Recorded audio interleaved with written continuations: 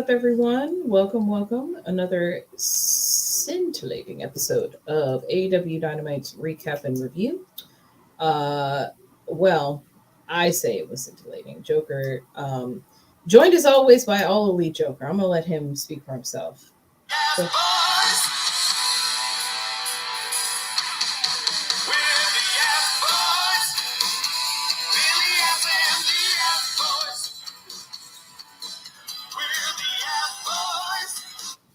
very upset on this eve, but we'll get into that in due time.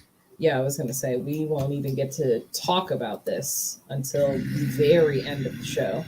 If you're a fan of the Ass Boys, aka the Gunns, Billy Gunn's offspring, hang out with us to the end of the show in case you don't already know what happened. Tonight we are in El Paso, Texas. Texas is known for a pretty rousing crowd, and El Paso was no different. This time we're a little more picante, I guess. Hey man, most of the chants were in Spanish, which was very cool. Man, you're right. Tonight was Champion Fight Night, so not every single belt. Most of the belts were being either defended or setting up eliminator matches, and so we'll get into all the juicy details coming up. We started the evening with our world champion MJF with Konosuke Takeshita, my boy, your boy, everybody's favorite cinnamon roll. I really do love Takeshita. He just came in and stole my heart. It's just like he gives very himbo energy, like just no thought behind the eyes, just a cinnamon roll. Iron-fisted Japanese justice. Okay. That man can wrestle. Yes, he can definitely wrestle. Tonight's match was an eliminator match to potentially challenge for the world championship. Couple little notes here. Takeshita did do like an Eddie Guerrero tribute on the ropes, and everybody loved that. Obviously, a very Hispanic heavy crowd in El Paso. A lot of love for Eddie. MJF really targeting Takeshita's arm. I kind of saw it throughout the match, but Takeshita's very, very strong. He did this really cool spot where he had already beaten the shit out of MJF, and then he did his usual over the head suplex, which, I mean, I don't ever know where he gets the strength from, because he always pulls that move out so late in the match. So like the strong zero that he did, and then just stood up, and MJF was completely between this man's legs from the previous move, and just heaved him from a full cradle position between his legs, and just heaved this man straight over his head, and textbook clean suplex as always. I mean, Takeshita is... I need that man to be a champion by the end of the year. Some kind of champion. I don't care what kind. It just needs to be one of them. TNT is pretty likely. He's very popular. A lot of people are big fans of Takeshita, even though he's pretty new on the scene. In the end, though, MJF pulls a pretty nasty-looking salt of the earth on the already super damaged arm. And literally, just as I'm writing down that it was a great match, because Max tends to have good chemistry with just about anybody, which is surprising to me because he doesn't wrestle often. We've talked about this, but just like you said, when he wrestles, he's there to wrestle, and he's very good at it. But yeah, literally as I am writing this, MJF pulls out the Dynamite Diamond ring, does assault the ref, which is very important because they do touch on that several times throughout the show. So we will probably hear more about that next week. But on top of that, he beat up my boy. He decked him in the face, is what he did. Well, and then continued to pound the shit out of his face. Poor man's was covered in his own blood. Not like his senpai later. Oh, geez. Well, if you're gonna do it, man, uh, we'll touch on this as well, but this is a theme throughout the. It was everywhere. So just put a pin in that. Bryan Danielson does come and make the save for Takeshita, though. Kind of returning the favor, which is how we ended up in this situation in the first place, because Takeshita stuck his nose in MJF's business with Bryan Danielson and tried to save the day, Captain Save-A-Ho. And now he's very injured. I'm sure he will have to have at least a couple of stitches because he was bleeding pretty bad. My boy. Yeah, that match was absolutely amazing. But like we talked about during the show, MJF's character works so well because Max can actually wrestle, and because whenever Max does have a match, you remember that match. And some might argue, well, he only wrestles every now and again, so you would hope that he would wrestle. That there are plenty of people from the past who that same rule did not apply. And Max always has a good, long, solid match whenever he's out there actually having a match. Mm-hmm. And Max loves to put people over. He gets the business. He buries the hell out of people, but he puts them over at the same time. And he does that better. If he's going to sit there and just berate them completely on the mic, then what better than to help, show them and let them shine in the ring. Yeah, we did touch on the fact that he, to date, has not really had a squash match. So, he's here to... The man's selling is amazing. Truly. And quite entertaining. But, I mean, he's got a theater background, so, that really plays into his strong suit. And I know I've also said that I find it very impressive that the ref team can tell the difference between what is a sell and what is, truly somebody being injured. So, shout out to the ref squad. Don't think they get enough love. Moving on from this for now, because we will definitely be circling back to this whole scenario later on. We saw a promo from Samoa Joe, kind of closing out the small feud he had with Darby. In the end, he did end up having just a little bit of respect for Darby after all, but the person that he truly does not respect is Wardlow. Talked about all the things he's already taken from him and that he plans on taking everything basically again, because I mean, Wardlow really is fighting from underneath here. He doesn't have a title. He doesn't really have a leg to stand on other than the fact that he came out and, squared off against Joe. Joe could just decide to be like, well, I beat you already. You can go to the back of the line.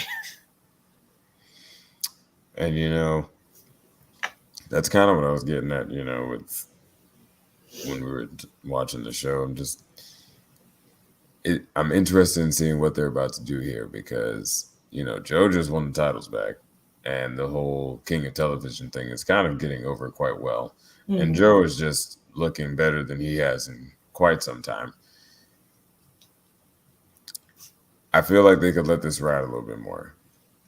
And I understand having Wardlow come back, but I'm interested to see where this is going, which is usually where I'm at with AEW storylines in general.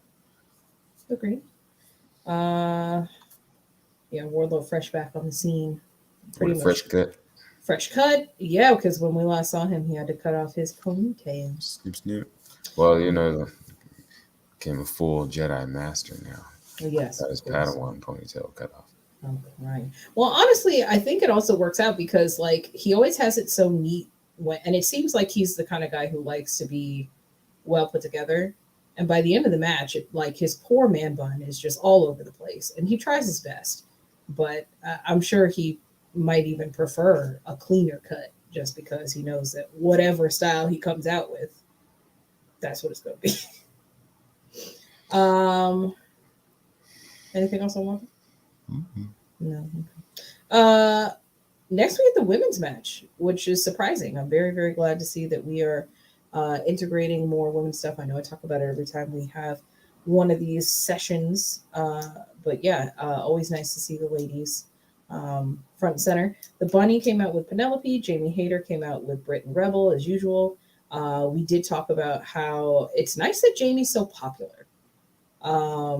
She really is the people's champion right now. And I think it is nice that Rebel and Britt are giving her space, even during her entrance, just to let her come out and then she follows. We kind of talked about that during the show.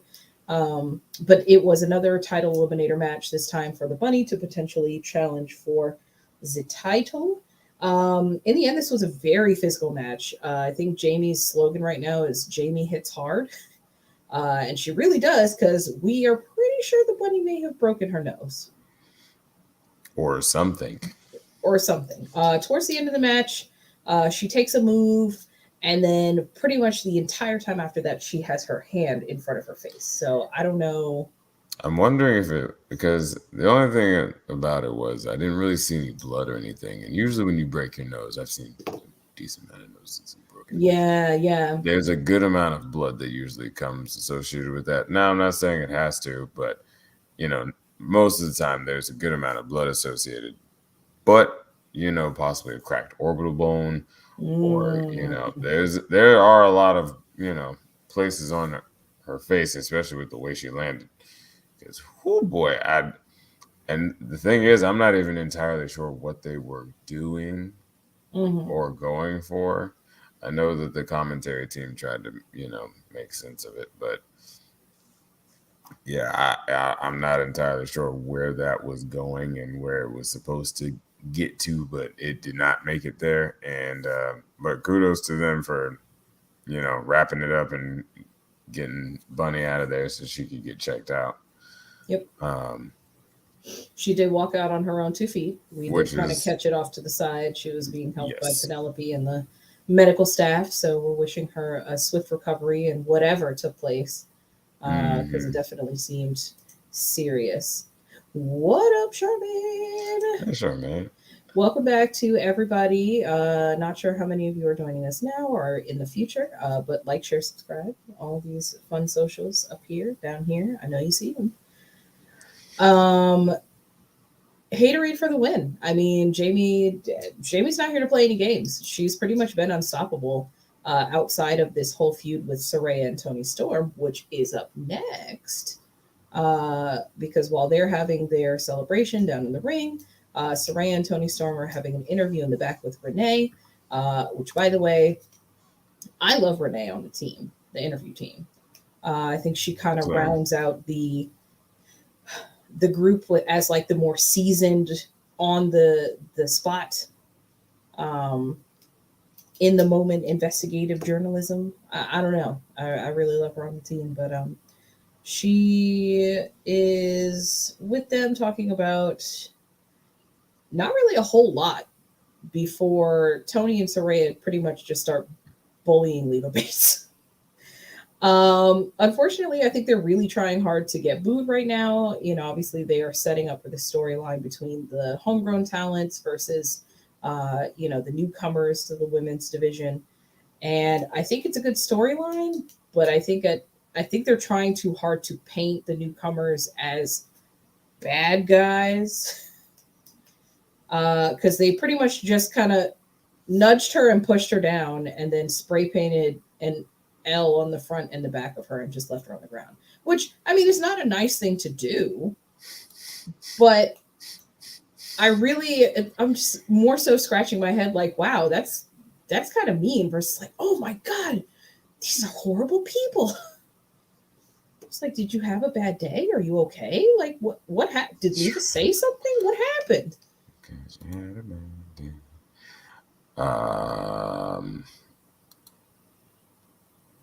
Well, yeah, and I mean, I know what they're trying to go for, but the problem with AEW is we're allowed to do whatever, we're allowed to cheer who we want to cheer, we're allowed to boo who we want to boo, so it's kind of like Jericho. Jericho tried to get booed for the longest time at this point, and I feel like he's just gotten to the point where he's just all right, I'll try and be a heel And if they boo me, it works. If not, whatever. And I feel like this is kind of where you got to go with it. Mm-hmm. But I feel like he's done enough dastardly things that, like, even though he gets cheered, it's understood that, hey, he's supposed to be a not so nice guy. Soraya and Tony, like, Tony is just coming off of her world title run, which she herself was very popular. Um, and then Soraya is just made her debut within the past 3 months. Is it? Has it been? I know it hasn't been 6 months yet. It's had to have been at least 3. But in that ballpark, she's still Yeah. relatively new, not only to AEW, but the fact that she's just coming off of, a prolonged injury. They weren't sure if she was even coming back to wrestling. So trying to mold this narrative that, like, the newcomers are bad, I don't know if it's really going to work especially with these two. Now, I think if maybe they did something to Ruby, and that's maybe what we're building up to, because Ruby Soho, I know we haven't been able to cover the past couple weeks, but she has been on the fence teetering between the newcomers and the homegrown, because while she's not considered homegrown coming to the roster from the beginning, she's the runaway, and it's pretty much understood that she did not have a home where she came from. And so it'll be interesting to see A, what side of the fence she lands on, and B, if they can really get people to boo the what they're calling who else could join that they'd be like, boo, I don't like that person. Like, I don't know. I think you're just gonna have to deal with cheers on both sides.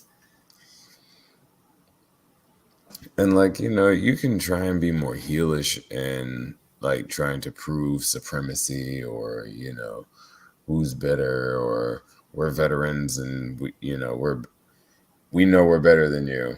Mm-hmm. So you should, just do whatever we say. And the rest of them, like, no, we made this place. This is our place. Mm-hmm. I feel like we could have done this a little bit better. I agree. Gone about it in a different way, and it might not have come across as so cringy. Yeah. Now, to their credit, I mean, this is the first women's story that they're really putting a lot of time and investment in.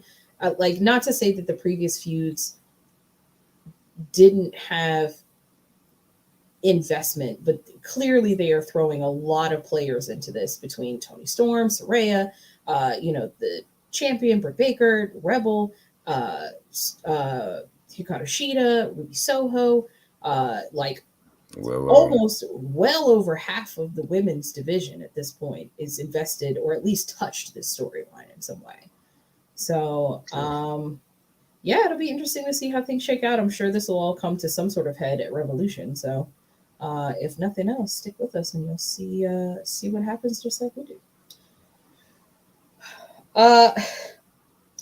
Next, we got probably the most vile interview or promo or whatever you want to call it from our good champion, Maxwell Jacob Friedman. # not my champion. Yeah.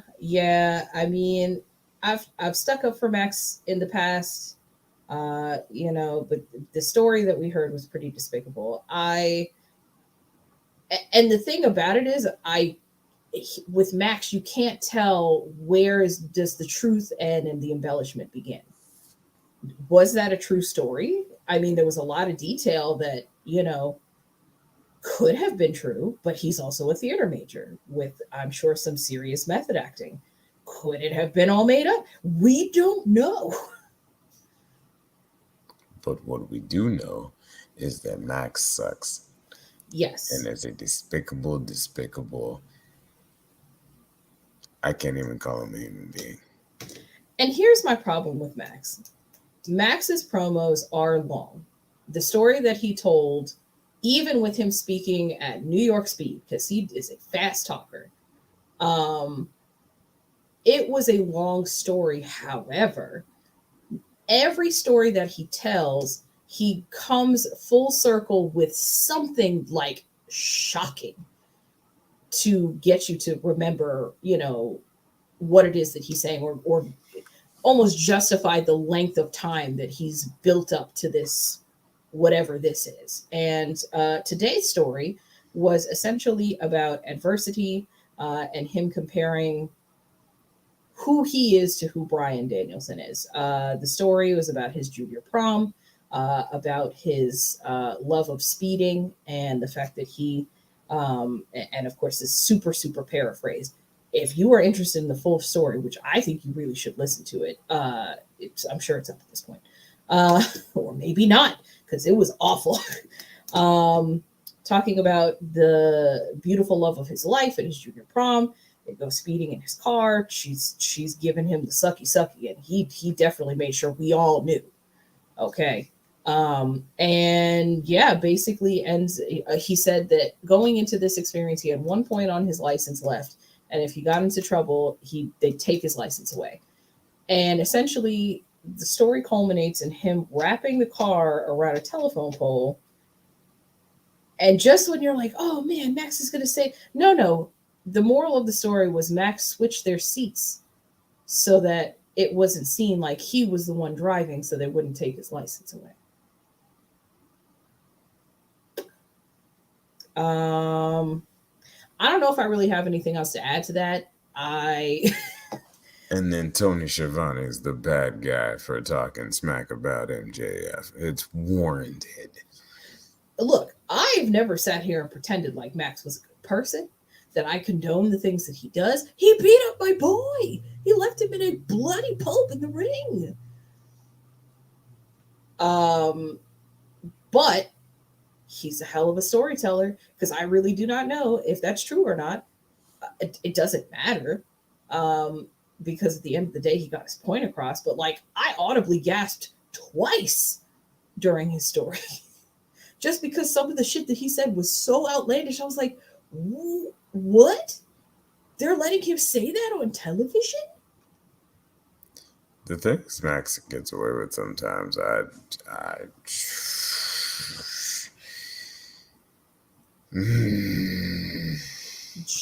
must have been a very good.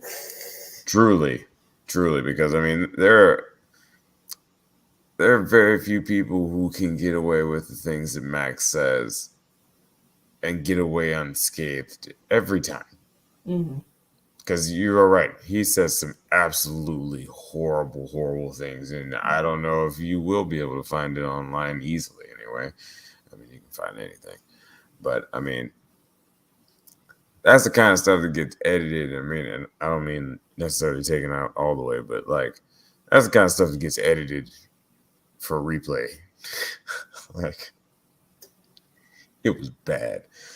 But it was very good, but in a horrible way. Yes. He is a hell of a storyteller, man. Shout out to Max. Shout out to Max. My champion, I guess. I know he's not yours, yes. Moxley will forever be your champion. True. And I'll be honest with you, my heart still says Hangman. The good in me wants to love Hangman with all my heart.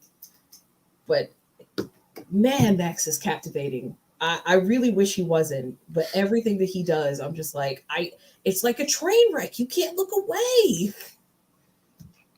Yeah, I guess that's fair. Anyway, moving on, because we're still not done. We'll be back. Next, we had the Garcia-Guevara Gauntlet Match, which was supposed to set up a match between Ricky Starks and Jericho, provided he could basically make it through almost all the members of the Jericho Appreciation Society, minus the ladies and the hat. First, we started off with Cool Hand Ange and Daddy Magic, and essentially they were squash matches. They came in, they did like one move, and then they both got pinned, which was to set up for Garcia and Guevara coming out. And when we first found out about this match, it was a mystery on who he was going to fight. They were going to pretty much let him know just before one of them got in the ring. And unfortunately, Ricky picked wrong. He thought it was Guevara, but it ended up being Daniel Fancy Britches Garcia. And in the match. I'm sorry. Who was that? Was that Tony? No, my uncle. It was my uncle, wasn't it? Taz. Taz loves the fancy britches. Throw them some fancy britches. And they keep getting worse because Sammy gave him a pair of these patent leather pants to come out in. And then if that wasn't bad enough, now they are plastered with JAS and other gold patches and stuff. It's getting worse. It's gonna be like a big ass face of Chris's. Like picture of Chris's face going down the side next week along his thigh or something. Like it's progressively getting more and more ugly and gaudy. I'm very excited. Maybe he'll get a matching hat. Oh Lord! Didn't they try to give that was supposed to be his hat first, wasn't it? Yes. Well, hey man, Jake ran with the hat. Yeah, I was gonna say he's making better use of it anyway, so it doesn't matter. Well, he likes that hat. He likes that hat. He so much so it is embroidered on the hat. On the hat. So that is commitment. Just so you know, man. Shout out to Jake Hager. Yeah, shout out to Jake Hager. In the end, shenanigans, but it's the Jericho Appreciation Society, so of course. Ricky and Garcia end up on the outside. I think Ricky ended up spearing Garcia on the apron, spills over to like the barricade area, and then a masked fan hits Ricky with a back elbow that looks suspiciously like the Judas effect. To which Garcia rolls him up into the ring, gets the 1, 2, 3. And yeah, I mean, the fan comes to the ring and oh my God, it's Chris Jericho. And it was the Judas effect. What happened? I'm sad. I mean, I know Ricky's going to rebound from this but like, I just wanted them to strap a rocket on him and him just be like unstoppable because he's hot right now. Yes, but you also have to moderate his heat because if Ricky truly is going to be the one that winds up taking that belt off of Max, you got to moderate. You got to, heat him up and cool him off. Heat him up and cool him off. Kind of like, bladesmithing. You got to heat it up, cool it down. Heat it up, cool it down. Heat it up, cool it down until it's so strong that it can carry that company on its back. Because, like,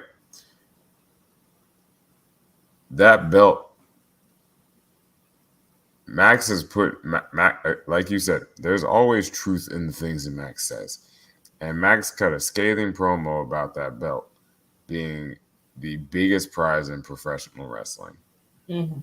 And because of the lineage of the belt, it has a very strong history and a very strong, there's a lot of big ass shoes to fill. Yeah. Especially one being John Moxley, who's held the belt, 3-time champion now. Yeah.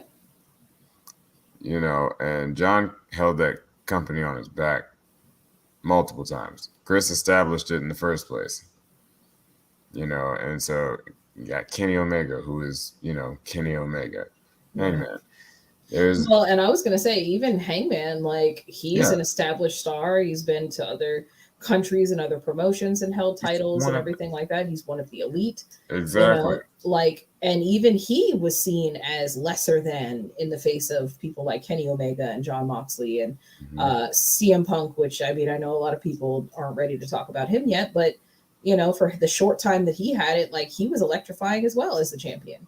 And so I completely understand what you're saying.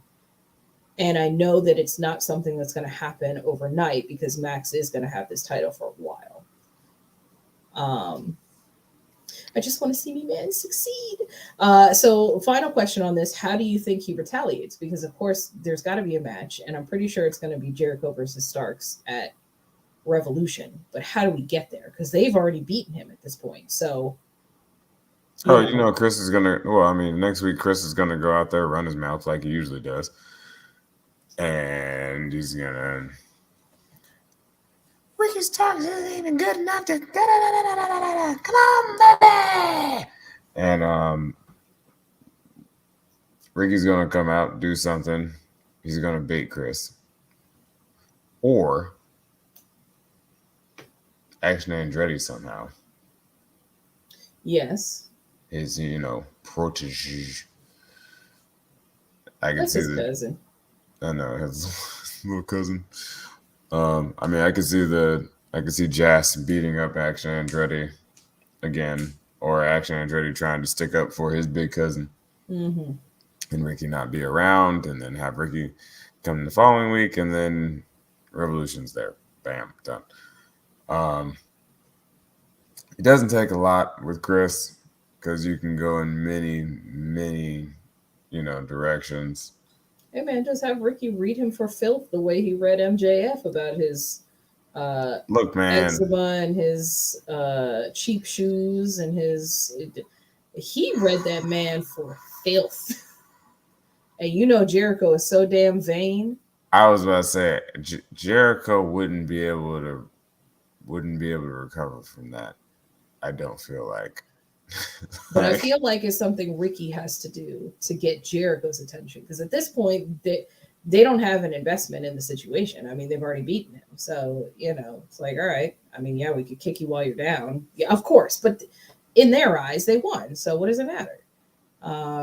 So we'll maybe see. he gets the belt from the Impractical Jokers. He has the bat. Did you say the bat or the belt? Bat. Oh, okay. I thought you said belt. Maybe he gets the bat from the Impractical Jokers. I was like, what belt? Which one of them has a belt? The Floyd belt. The Floyd belt. Shit. The way they use it, a lot of times, it might as well be a goddamn belt. All right. Well, stick with us. I'm sure we'll see how everything shakes out going into Revolution. I'm sure we'll revisit this very soon. Next, we had a brief interview with Billy Gunn and The Acclaimed, pretty much just setting up for the main event. The Acclaimed are going to be defending their tag team titles against the Ass Boys, Billy Gunn's sons. Renee is there. Oh, babe, it's okay. We can't talk about it fully yet. But essentially, what they have decided is that because Billy Gunn is the center of all of this attention and all this hoopla, he's going to have to stay in the back so that the sons can duke it out for custody of the belts, not of daddy ass. The Gunns don't care about their dad.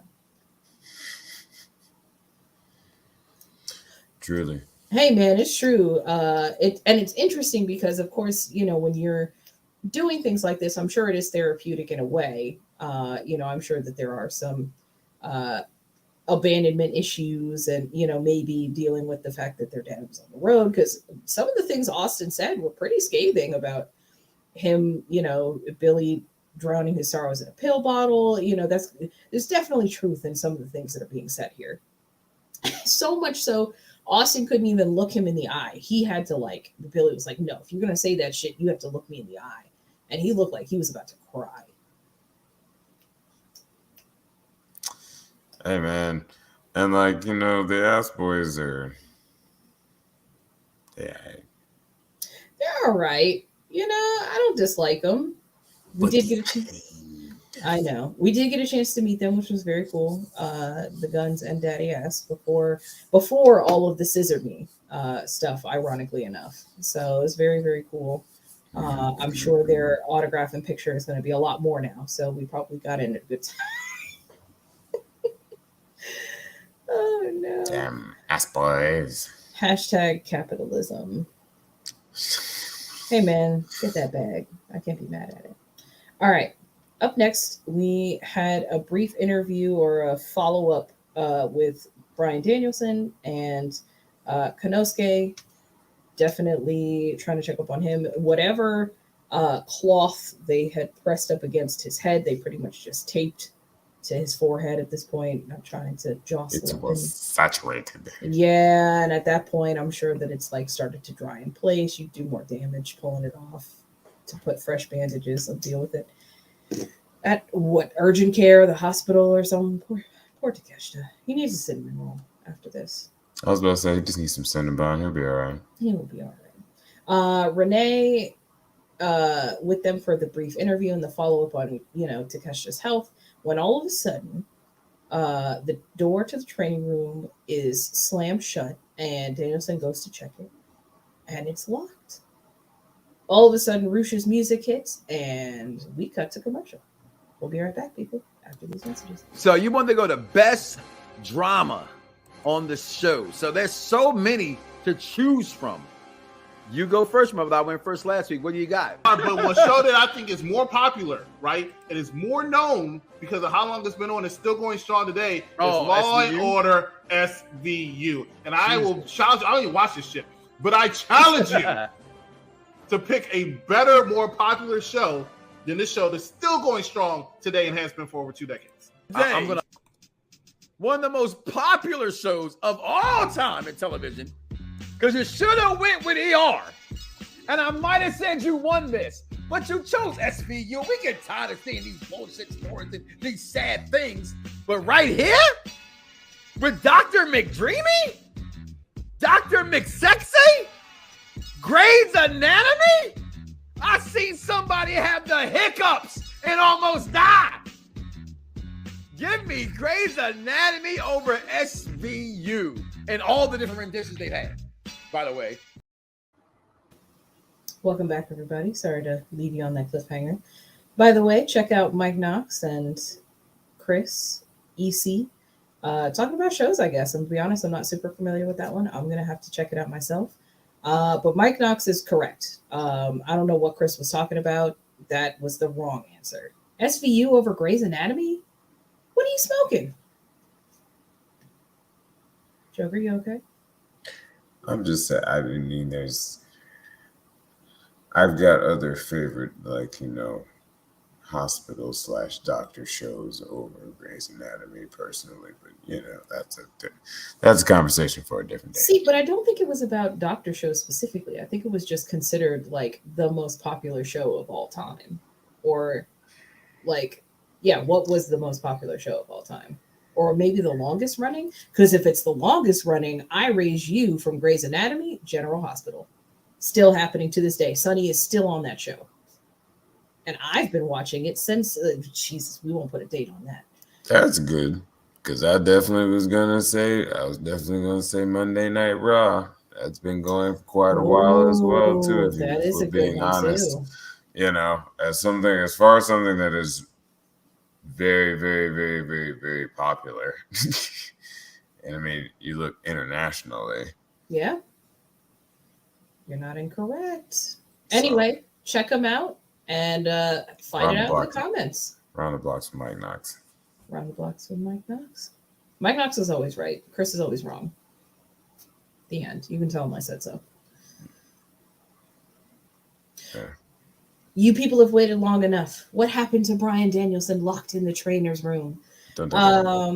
Roosh does make his entrance, and instead of Danielson's music, we cut directly to MJF's music. This is a #1 Contenders match. This is to solidify their 60-minute Iron Man match set at Revolution for the AEW World title. And MJF comes out and basically tells Aubrey that, this is a scheduled match. Danielson's not here. She needs to ring the bell and count him out to 10. Aubrey, a true champion of the people, will admit slow count, ref, but all for the best, because Bryan Danielson does make his escape. I didn't quite see who had beaten up, because it was Preston Vance and Jose that were blocking the door. So how did they get out? I don't really remember that part. Did we even see? Because all of a sudden the door just swung open and Danielson took off. Oh, he kicked the door open. Is that what it was? Yeah, he ran up the door, kicked the door open, and then tumbled out, hit Preston with the door, and then tumbled out on top of Preston, who was on the ground. And then Jose was just like, okay, don't hit me. And then he took off running, and then Konosuke came out and decked Jose as he was walking out. Yep, I was about to say, my man Konosuke ain't no bitch. He wasn't just sitting there getting tended to. He came out to swing. So, if you're not familiar with him, please check him out. He's amazing. My bias aside, this match was brutal. Like if we thought the match earlier with Jamie Hayter and the Bunny was brutal, this was just savage. Roosh, of course, attacking the arm that people have been basically whittling down these past couple weeks. MJF has spent quite a bit of money trying to get rid of Bryan Danielson. He busted him open real bad. Like, he was bleeding so badly. When he would do bumps, blood would splash on the cameras, like little specks of blood. And this was on all the cameras, except the hard cam, of course. I was about to say, except for hard cam, pretty much any ringside camera had some speck of blood somewhere on the list. Just a little splash. Just a little splash blood. But yeah, in my notes, they beat the shit is in all caps, people, out of each other. It was a brutal match. But with a 2-piece Psycho knee, Danielson came away with the win. Not super surprising here. I mean, obviously the story is to lead up to a match at Revolution, and MJF is due to defend his belt against someone. So, but I told you we were not finished. MJF, in his true snaky self, attacks after the bell with repeated ring shots to the head. He's already lost almost all his blood at this point. And in a bloody heap on the ground, he proceeds to lock in a nasty salt of the earth. And we cut to commercial with security desperately trying to pry MJF off of Danielson. Yeah. He got the match. He did. And it's going to be amazing. But at what cost? One left arm. I guess so. And all his blood. Yeah, that meant, my God.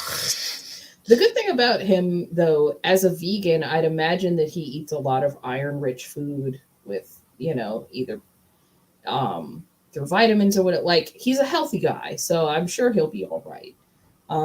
Definitely will be taking a couple of weeks for himself to recover as we go into this pay-per-view. But man, what a savage fight! Great fight. Very brutal fight. And Roosh has always been a hard hitter, even when he was in like Ring of Honor. Mm-hmm. Like, Roosh is just a very, very, very heavy-handed gentleman. So I knew it was going to be a hard-hitting match. But good God, the amount of blood. And I hope everybody's happy and got their money's worth with all of the blood that was flying all over the place.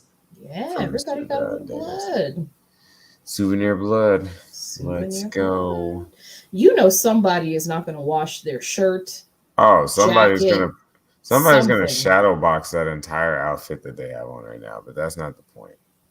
I mean, it wasn't to the point where like people were being, drenched in it, but you look down and you saw a couple speckles of blood. Yeah, when he slammed onto the ground, the blood splattered onto the camera, which was not that close to him, by the way. Like, it's not like they were like, oh man, and like this far away from his face that was covered in blood. No, he slammed over there, and he just hit the ground so damn hard that it splashed up onto this. It was pretty good. It was pretty good, moment if you enjoy or appreciate that sort of thing. Wishing him a speedy recovery. He's got a tall order. For those who don't know, Iron Man match. And we'll touch on this, I'm sure, on the Revolution preview. But it's most pinfalls or submissions within a 60-minute time frame. So it's going to be very interesting to see how that all plays out. But he's got the match, and we'll see him at Revolution, if nothing else. Next, I think we kind of touched on this earlier. Impractical Jokers, AEW loves a crossover. So there was a segment with the Impractical Jokers. They essentially had an interview with Tony Schiavone, and they stole Jericho's bat, Floyd. And he is set to respond at the premiere to get it back, I guess. They said possession's 9/10 of the law, and so Floyd now belongs to them. And I don't dispute that. Good. Somebody need to steal that damn bat from Jericho so he can stop using it, even though apparently they'll just use whatever is readily available. Plus, they did my man's Ricky dirty. Exactly. So, yeah, steal the bat. Shout out to Ricky Starks beating all of them. Yeah. Yeah, he essentially did without, Jericho being a little puss. Anyway, we had AR Fox and Top Flight versus the Elite for the trios titles. Wonderful match. We had AR Fox and Top Flight in some new trios gear, some flight pants, which looked very good, very cohesive look for them. And there were many, many flips and many, many tags. That's what I got for you. The only standout move that I actually put down was when Matt Jackson got the triple pin. He was doing his Northern Lights, and I think he pinned Dante, and then Darius and AR Fox came in, and he ended up suplexing them it was great. He pinned all three. Obviously, it didn't go anywhere with that attempt, but it was very cool. And then at the end, there was a finisher/counter spot fest, and the Elite came away with the roll-up win. Joker stick with me. So yeah, the Elite are your favorites. Tell me about them. I mean, you're always going to get a great match out of the Elite, but I mean, I'm just so happy that AR Fox and Top Flight are being presented, because I mean, you see the dark stuff that happens on Dark and Elevation, and every week you always see dark and dark elevation, Top Flight and AR Fox. Mm-hmm. And you saw why, because I mean, AR Fox, Dante looks like he has springs for legs, but AR Fox looks like he defies gravity, because sometimes he does stuff and it looks like he legitimately just stalls in air, and it's amazing. Mm-hmm. And then just the pure amount of control that man has over his body, where he lands, how he lands, like it's masterpiece every time. Like, and out of watching this, I kind of want, I mean, some people might disagree, but I kind of want to see AR Fox versus Kenny Omega, like in a singles match. Oh, absolutely. Like that. We got a small little glimpse of it, and I was like, that could be a very good match. I agree. And so I hope they, become the trios champions someday. Maybe even off of the Elite. But I mean, the Elite. Because it's either them or House of Black. House of Bleak. Yep.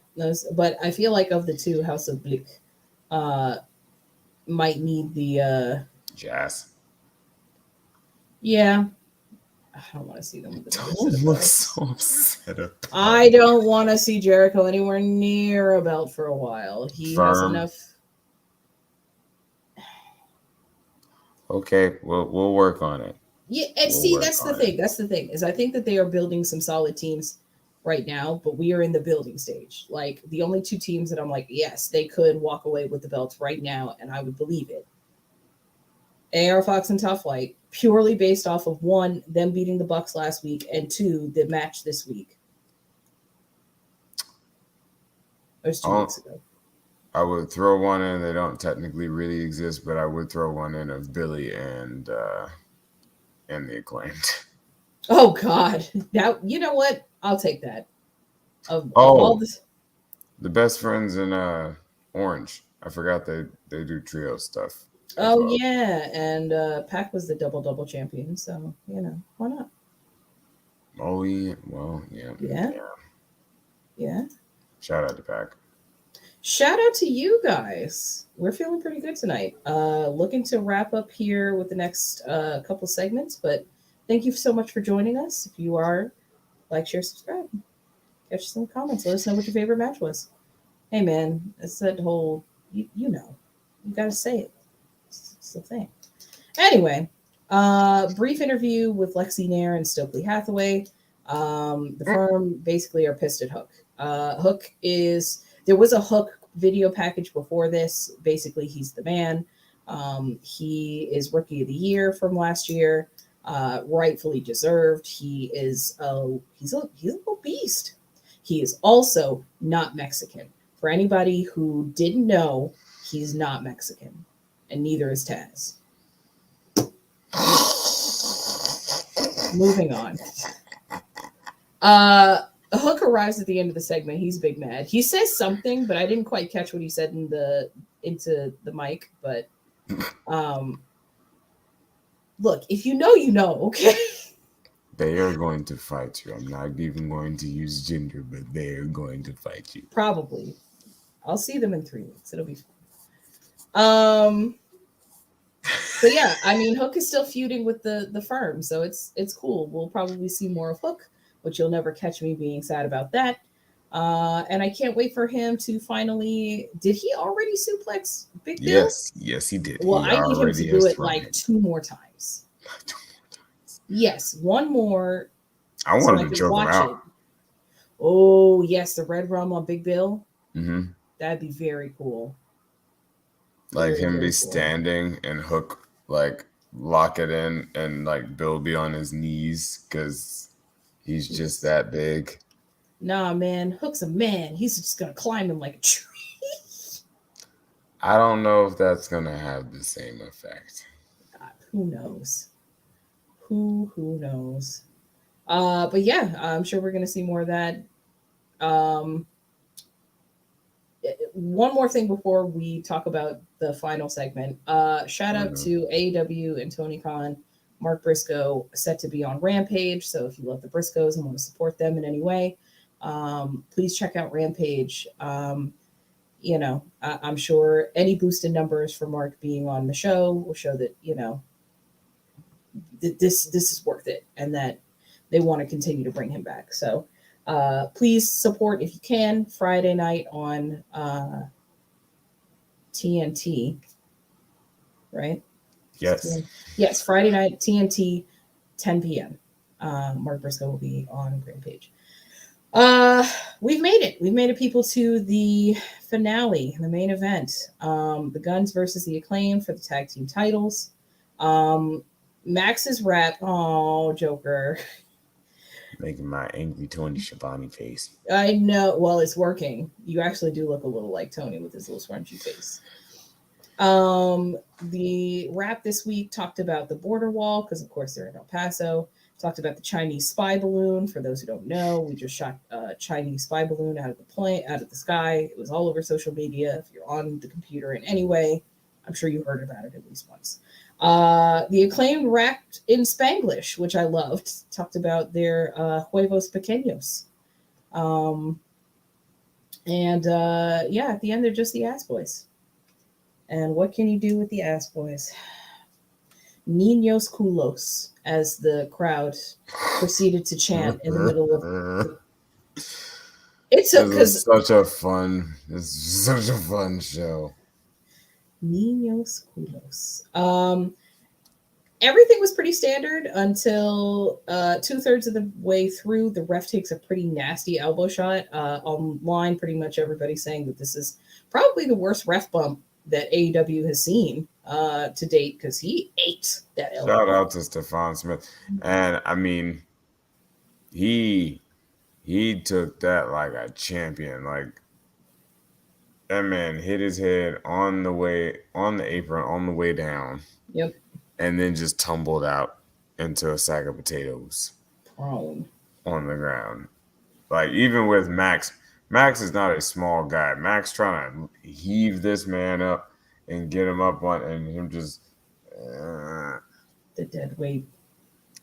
Somebody get that man an Oscar. Yeah. Now, during all of this, it was obviously supposed to be that Daddy Ass was going to be in the back. He did come out when the shenanigans started because the Ass Boys were threatening to use the belts to knock out the Acclaimed.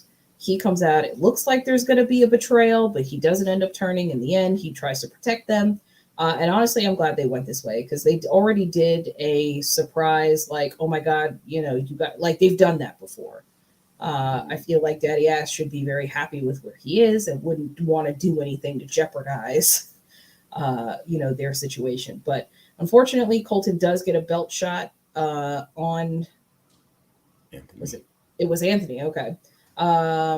And it's a roll-up win. I mean, the ref is counting like crazy slow. There were a couple other pinfall attempts before that were kind of missed or messed up because, of course, he took a nasty elbow shot.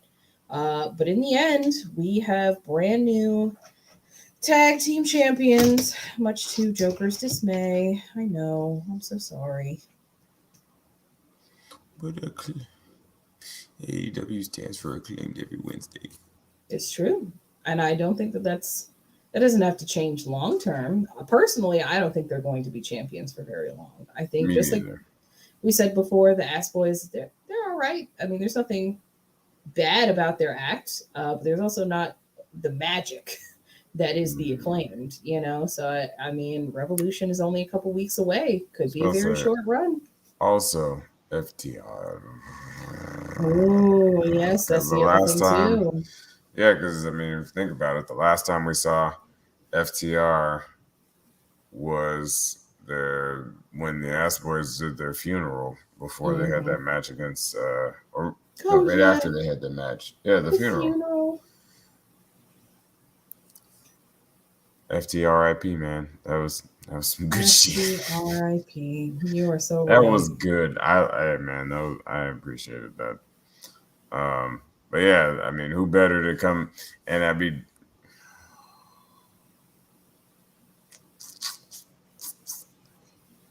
it's been